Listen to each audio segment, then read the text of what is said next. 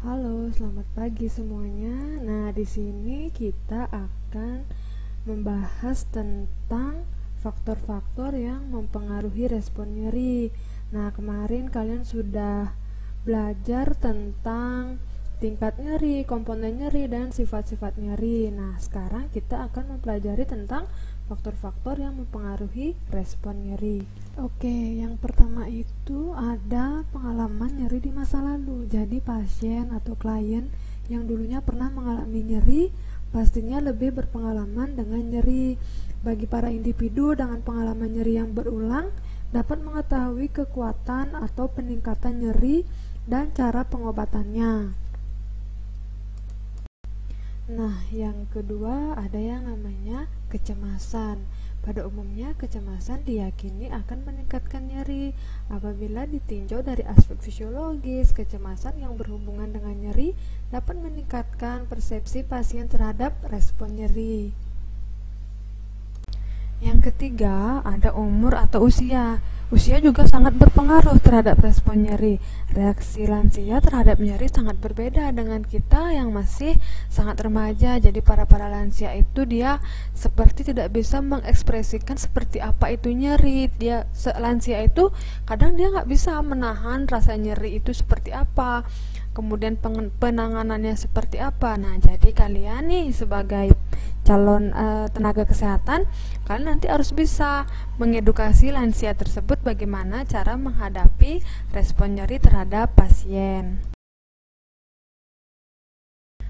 Nah, yang keempat ada jenis kelamin. Jadi jenis kelamin itu sangat membedakan cara penanganan nyerinya. Atau misalnya nih laki-laki dia bisa menangani nyerinya dengan misalnya hanya dengan istirahat atau dengan jalan-jalan. Nah, seumpama kita nih yang wanita misalnya sedang menstruasi, jadi kita sebagai wanita itu jarang bisa mengaplikasikan nyeri, jarang bisa mengontrol rasa nyeri tersebut. Jadi kita tuh kadang aduh sakit banget nih perutnya, aduh nggak bisa deh melakukan aktivitas. Nah, jika nih seorang laki-laki dia masih bisa menahan rasa nyeri tersebut. Jadi seperti itu adik-adik.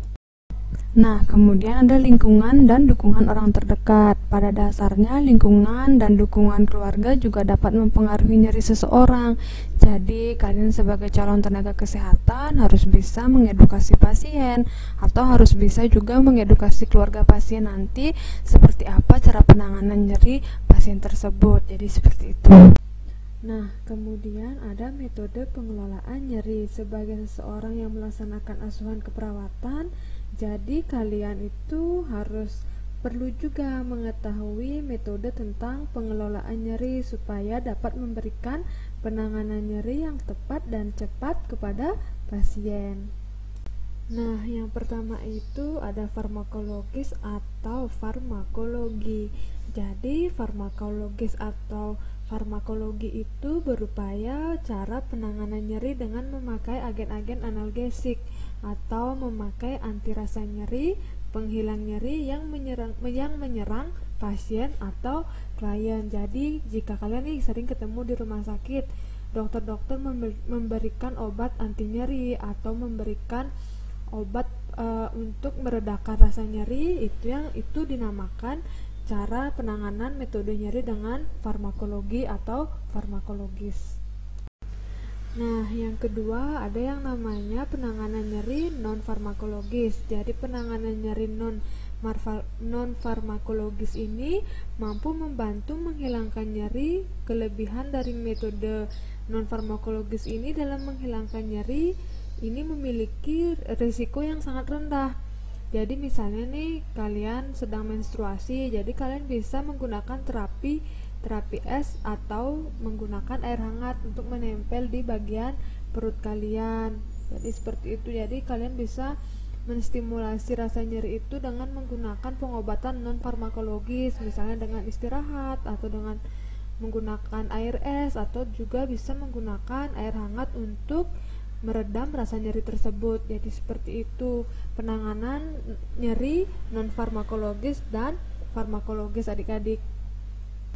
Oke, cukup sekian materi yang bisa Ibu berikan kepada kalian. Semoga bermanfaat dan kalian bisa mengaplikasikan cara penanganan nyeri, respon terhadap nyeri, skala nyeri kepada pasien.